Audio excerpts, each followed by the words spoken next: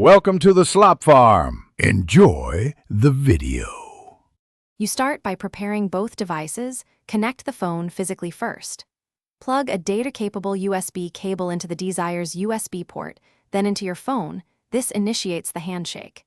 You should see a prompt on the phone requesting Android Auto permissions. Grant them so the car can access contacts and navigation. Once done, make sure Bluetooth and location are turned on.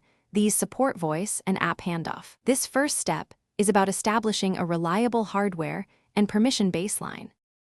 Now you configure the phone and head unit so Android Auto runs smoothly. On your phone, open Android Auto settings and allow notifications, microphone, and contact access, because voice commands and calls rely on them. Then set the default USB action to Android Auto. Some phones hide this in developer or USB preferences, so check there.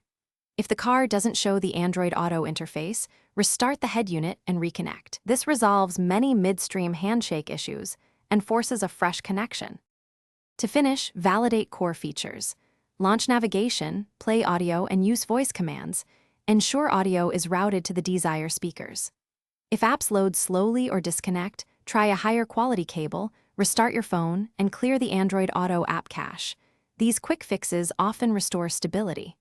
Finally, if problems persist, check for a head unit firmware update via dealer or manufacturer tool, because outdated firmware can block full Android Auto functionality.